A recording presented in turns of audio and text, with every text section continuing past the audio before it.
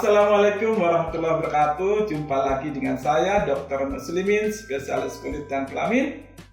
Pada episode yang ke-8 ini kita akan membahas Molluscum contagiosum. Jangan lupa tekan tombol lonceng, like, comment, subscribe, and share. Terima kasih. Setelah kita membahas Condyloma acuminata, untuk selanjutnya ini juga terkait dengan penyakit virus pada kulit, maka kita akan lanjutkan. Kita akan membahas Molluscum contagiosum.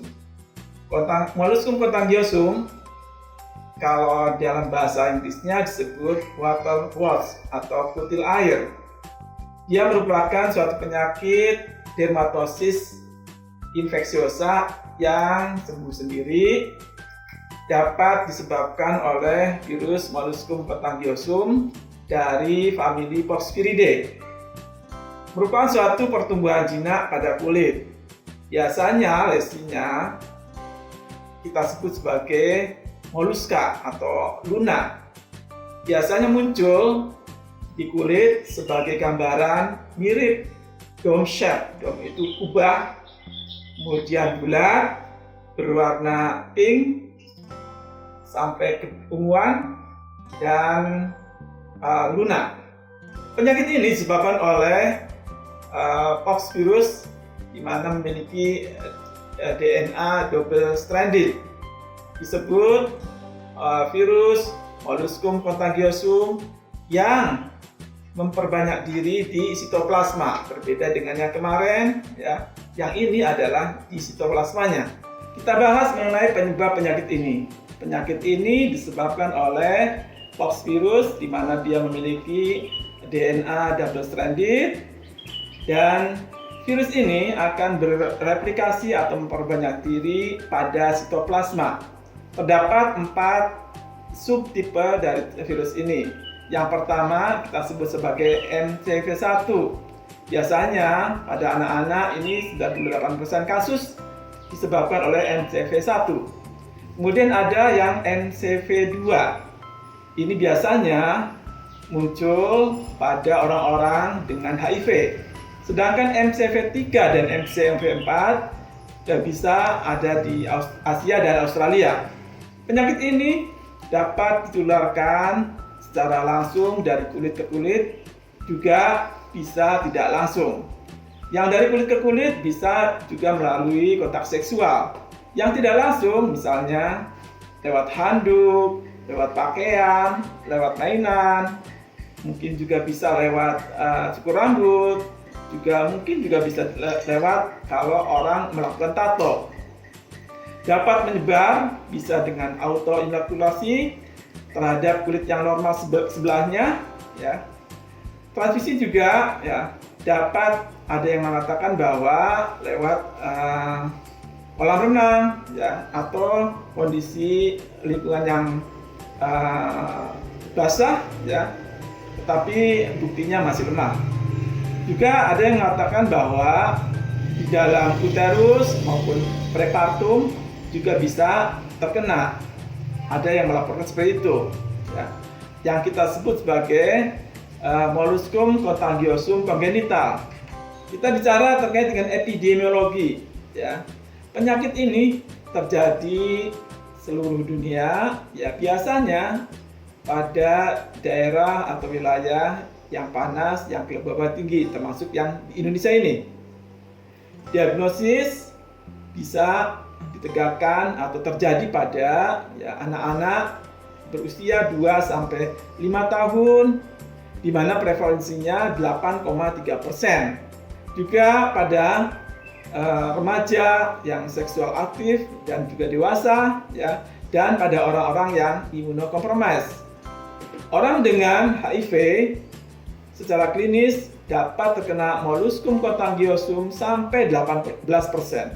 Pada orang-orang atau orang yang dengan atopic dermatitis biasanya juga terkena penyakit ini karena adanya gangguan barrier dan fungsi imun yang berubah. Tidak ada perubahan atau perbedaan antara laki-laki dan perempuan. Kalau kita lihat patofisiologinya, Masa inkubasi antara 2 minggu sampai 6 bulan. Molluscum contagiosum ini merupakan suatu virus yang menginfeksi hanya pada keratinosit atau sel-sel keratin, di mana lesi ini terbatas pada epidermis. Tidak ditemukan adanya penyebaran sistemik. Molluscum contagiosum ini memproduksi protein yang menghambat imunitas antiviral pada manusia, sehingga mencegah respon dari pejamu ya untuk mempertahankan atau melawan virus ini. Molluscum contagiosum biasanya dikeluhkan karena alasan kosmetik. Biasanya yang dirasakan oleh pasien adalah tidak merasakan sesuatu, hanya merasakan benjolan, bisa juga merasa nyeri ataupun gatal. Pada orang-orang yang mengalami dermatitis atopik, ya, biasanya eksimnya tersebut atau dermatitisnya tersebut muncul di sekitar molluscum.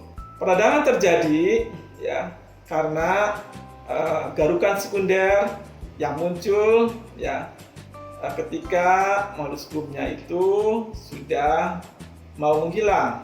Biasanya atau seringnya harus dibedakan ya dengan infeksi bakteri. Apabila dia digaruk ya, maka Molluscum contagiosum akan menghilang dan cenderung berdarah. Pada pemeriksaan fisik, penyakit ini pada anak-anak biasanya ditemukan pada badan, pada ekstremitas, pada leher, pada ketiak, pada genital, dan wajah. Pada dewasa biasanya terjadi pada perut bagian bawah, di paha, genital, dan daerah perianal.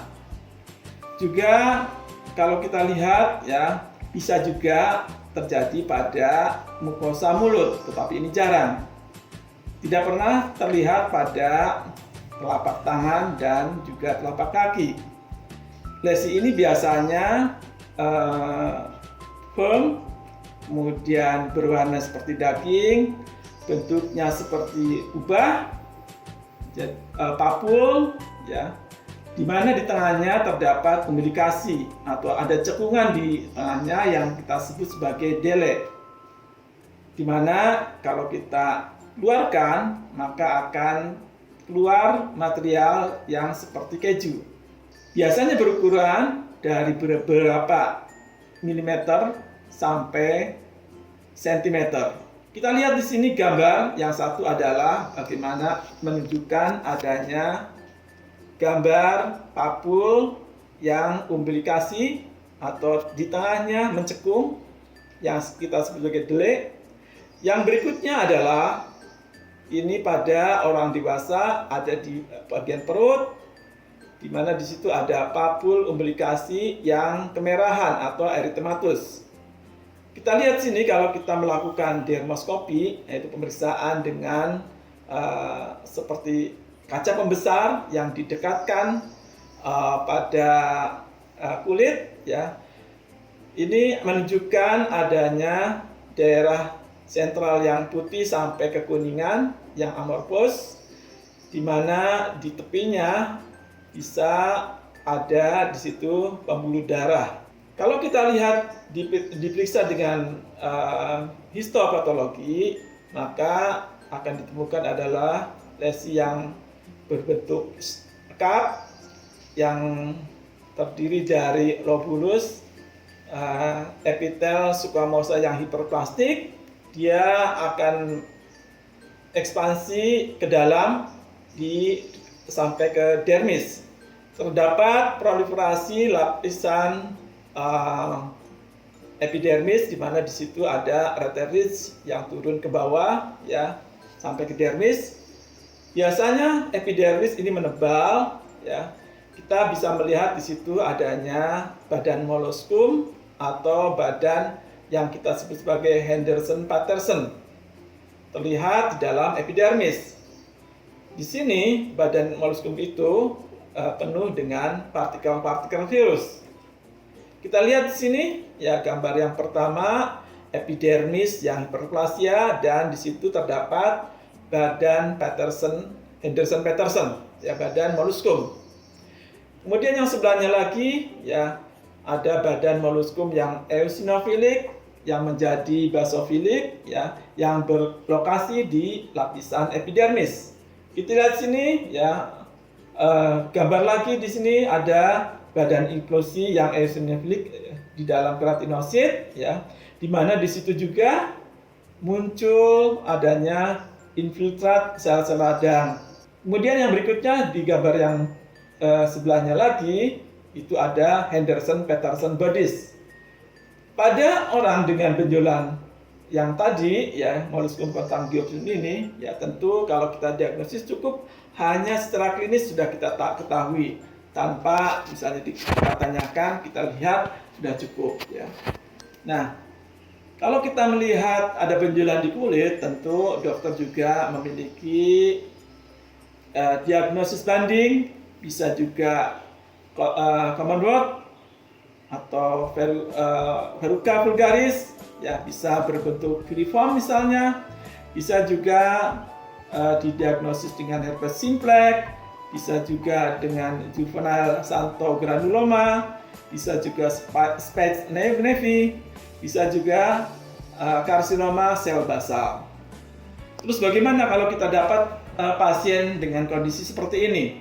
Kita sarankan juga bahwa penyakit ini bisa sembuh sendiri ya. Tetapi kalau kita dapatkan ya lama tidak sembuh, beberapa alternatif pengobatan dapat kita tawarkan. Yang pertama dengan metode mekanik, yaitu misalnya dengan krioterapi atau bedah beku, kemudian juga bisa kuretase, bisa juga dengan laser, misalnya pulse dye laser ya. Kemudian juga bisa cara-cara dengan pemberian cairan kimia atau chemical ya, misalnya KOH, podopilotoksin, kemudian asam trikloroastat, kemudian juga asam salisilat, kemudian asam laktat, bisa juga asam glikolat, bisa juga benzoil peroksida dan tretinoin. Juga dapat kita berikan obat-obat yang meningkatkan imunomodulator, yang meningkatkan imun. Di sini misalnya contohnya imiquimod, kemudian beberapa kasus juga dapat diberikan simetidin oral, kemudian juga bisa diberikan interferon alfa, bisa juga diberikan candidin, bisa juga diberikan dipensipron. Juga bisa diberikan antiviral sidofovir.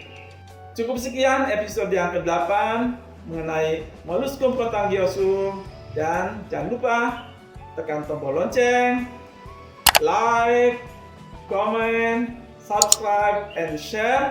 Terima kasih. Assalamualaikum warahmatullahi wabarakatuh.